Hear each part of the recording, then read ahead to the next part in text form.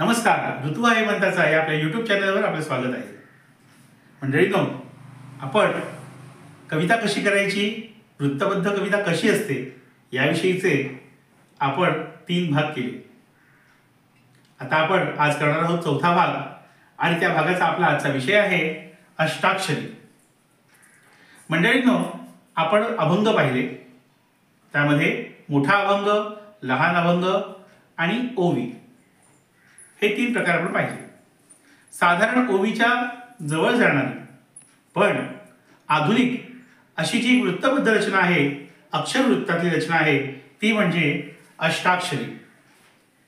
अष्टाक्षरी ही खरं तर सुरुवातीला ओव्यांमधून आली, पण नंतर तिचे असे विशिष्ट किंवा वैशिष्ट्यपूर्ण गुण, अंगीभूत असणारी एक लय, यामुळे तिचं अक्षरवृत्तामध्ये किंवा या अष्टाक्षरी वृत्तामध्ये तिचा समावेश झालेला आहे.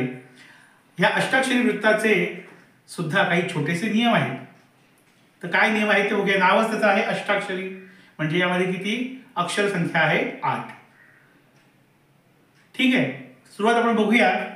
बहिणाबाई चौधरी या अष्टाक्षरीच्या आद्य कवयित्री आपण म्हणूया की त्यांच्या जवळजवळ सगळ्याच कविता या अष्टाक्षरीमध्ये मोडतात. अतिशय सर्वांना आपल्याशा वाटणाऱ्या, सर्वांच्या भावविश्वाशी जोडल्या गेलेल्या अशा या त्यांच्या कविता अष्टाक्षरी. आपण पाहूया पहिली कविता त्यांची. सगळ्यांना माहिती आहे ही कविता. मन वढाय वढाय उभ्या पिकातल ढोर. मन वढाय वढाय उभ्या पिकातल ढोर, किती हाकला हाकला फिरी येत शेतावर. मन वढाय वढाय उभ्या पिकातल ढोर, किती हाकला हाकला फिरी येत शेतावर. मंडळींनो, बहिणाबाईच्या कवितेमध्ये आपल्याला काय दिसतंय तर बघा. सगळ्यात महत्त्वाचं, प्रत्येक ओळीमध्ये, त्याला आपण ओळ म्हणूया, त्याला आपण चरण नको म्हणूया, प्रत्येक ओळीमध्ये 8 अक्षर आहेत. या अक्षरांना ह्रस्व दीर्घ किंवा मात्रांचं काही बंधन नाही, लघु गुरु मात्रांचं काही बंधन नाही, गणाचं काही बंधन नाही. फक्त बंधन आहे ते अक्षरसंख्येचं. प्रत्येक ओळीमध्ये पहिली, दुसरी, तिसरी आणि चौथी 4 ओळींची कविता, कडवं, आणि त्या कडव्यामध्ये काय आहे? प्रत्येक ओळीमध्ये 8, 8 आणि 8 अशी समान अक्षर आहेत. हे झालं पहिलं वैशिष्ट्य, 8 अक्षरं असली पाहिजेत. त्यानंतर काय बघा. मन वढाय वढाय उभ्या पिकातल ढोर, र, किती हाकला हाकला फिरी येत शेतावर. ढोर, र आणि र, म्हणजे दुसऱ्या आणि चौथ्या ओळीमध्ये काय आहे? यमक साधलेला आहे. दुसऱ्या आणि चौथ्या ओळीमध्ये यमक साधलेला आहे. तर यमक असणं आवश्यक आहे. कुठे? दुसऱ्या आणि चौथ्या ओळीमध्ये. ठीक आहे. तर हे झालं बहिणाबाईंच्या काळातल्या ज्या काही कविता होत्या, जे त्यांचं सगळं साहित्य असेल, तर त्या काळातल्या इतर कवयित्रींनी, कवींनी काही रचना केल्या असतील आणि अतिशय त्या लयीमध्ये गायल्या गेल्या, म्हटल्या गेल्या, आणि म्हणूनच त्या सर्वांना खूपच आवडत्या झाल्या आणि सर्वांच्या मुखात त्या जाऊन बसल्या. तर मंडळी, अष्टाक्षरी म्हणजे काय हे लक्षात आलं. पण यामध्ये थोडीशी आपण आता नवीन नियम त्यामध्ये आपण काय करणार आहोत, त्यामध्ये आणखी त्याची भर टाकणार आहोत. ते नियम काय आहेत हे आपण समजून घेऊया. कारण अष्टाक्षरी कविता ही जरी लोकवाङ्मयातना जरी आलेली असली, तरी आता नवनवीन जे लोक आहेत, नवकवयित्री आहेत, नवकवी आहेत, हे सुद्धा अष्टाक्षरीमध्ये खूप छान छान कविता लिहितात. मग आपली कविता ही अतिशय चांगली, प्रमाणबद्ध, लोकांना आवडेल आणि सर्वांना सुद्धा ती पटेल, रुचेल, आणि महत्त्वाचं म्हणजे त्यामध्ये गेयता येईल अशा अर्थाने किंवा अशा पद्धतीने ती रचली जायला हवी. आणि म्हणूनच अष्टाक्षरीचे आधुनिक काही नियम बनवलेले आहेत. आता तुम्ही म्हणाल की नियम कुठे लिहिलेले आहेत का, लिखित स्वरूपात आहेत का? तर अशी नोंद किंवा एकच एक नियम आहे अशी नोंद जरी कुठे आढळत नसली, तरीही आपण जेव्हा त्या समान त्यातले जे धागे आहेत ते शोधण्याचा प्रयत्न करतो, त्यातून काही नियम आपल्या लक्षात येतात आणि ती मला वाटतं की आपण कालसुसंगत आहेत आणि ते तंतोतंत पाळले गेले पाहिजे. तर आपण त्या प्रकारची एक कविता जी नवीन नियमात बसणारी आहे तशी एक रचना मी स्वतः केलेली आहे.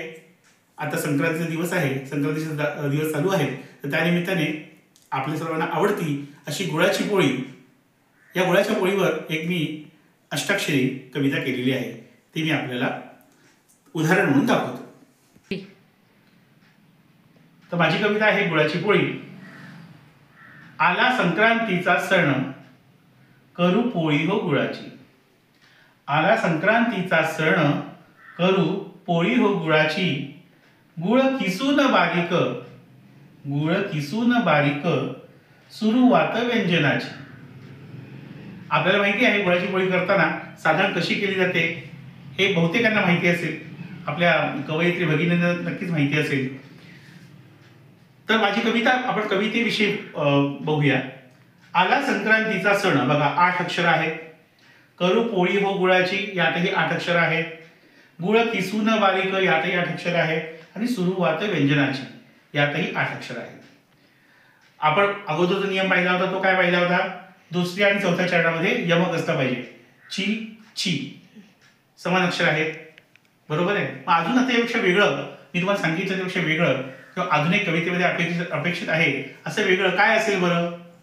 तर ते म्हणजे सर्व चरणांची किंवा ओळींची सुरुवात ही सम अक्षरांनी व्हायला हवी.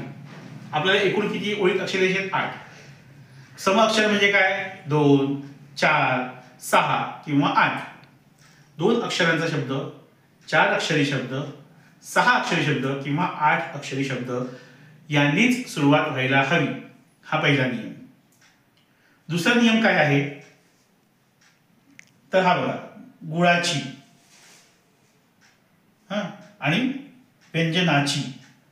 ची अक्षर जरी समान असलं तरी त्या अक्षरापूर्वी येणारं जे अक्षर आहे त्याचा जो स्वर आहे, गुळाची. व्यंजना आ ची, इथे काय आहे? आ. आ हा स्वर, म्हणजे अक्षर तर समान असलं पाहिजे म्हणजे आपल्याला यमक साधलं. आणि यमकापूर्वी जे अक्षर येतं ते सुद्धा जर त्याचा स्वर जर समान असेल तर त्या काव्याची जी काही गेयता आहे, लज्जत आहे, ती खूप वाढते. आणि म्हणून सर्वसाधारणपणे क्वचित ठिकाणी आपण काही ठिकाणी सूट घेऊ शकतो. अगदीच तो मिळता जुळता शब्द मिळत असेल तर त्या स्वराविषयी एखाद वेळेस आपण सूट घेऊ शकतो, पण शक्यतो आपण हे पाळायला हवं. आणि याला म्हणतात सजातीय यमक. सजातीय यमक म्हणजे अंत्याक्षरी पूर्वीचा. तर सजातीय यमकामुळे काय होतं? गेयता साधली जाते. आता आपण 2 नवीन जे आपण अधिक केलेले भर टाकलेले नियम कोणते पाहिले? तर सुरुवात ही समअक्षर, बघा. आला संक्रांतीचा सण, करू पोळी हो गुळाची. गुळ किसून बारीक, सुरुवात व्यंजनाची. 2 अक्षर, 2 अक्षर, 2 अक्षर, 4 अक्षर. तर हे आपल्याला लक्षात ठेवायचं आहे की आपण आपली कविता अष्टाक्षरीमध्ये करताना जर अशा पद्धतीने केली तर तुमची कविता आवडली नाही अशी व्यक्तीच तुम्हाला दिसणार नाही. बरं, यात अजूनही काही छोट्या छोट्या गोष्टी आहेत. उदाहरणार्थ, समजा शेवटचा अक्षर जर न किंवा न च्या बाराखडीतला असेल, न ना नी नी नु नु ने ने नु नु न ना, तर इथे काही ठिकाणी ण हे अक्षर येऊ शकतं. परंतु जर आवश्यकता असेल आणि तर समान शब्द मिळतच नसेल साधारणाला, तरच त्याची योजना करावी. अन्यथा न च्या जागी ण किंवा ध च्या जागी ढ असली अक्षर शक्यतो वापरू नये. मी तुम्हाला म्हटल्याप्रमाणे क्वचित प्रसंगी जर वापरायची वेळ आली तर एखाद वेळेस चालून जातं, पण शक्यतो आपण जेव्हा नवीन एखादं रचना शिकतो आहोत, एखादा प्रकार शिकतो आहोत, त्यावेळेला आपण ते सर्व काटेकोरपणे नियम पाळूनच जर ती रचना केली तर ती अतिशय निर्दोष अशी रचना होते. आणि मग आपल्याला जे काही अपेक्षित आहे की आपल्याला योग्य ती दाद मिळावी किंवा योग्य ते मूल्यमापन त्याचं व्हावं, तर ते नक्की होईल. मंडळी, आपण उदाहरण म्हणून एक कडवं पाहिलं आहे, पण पुढची कडवी तुम्हाला वाचायला ऐकायला आवडतील नक्कीच. तर मंडळी, आपली अष्टाक्षरी गुळाची पोळी. आला संक्रांतीचा सण, करू पोळी हो गुळाची.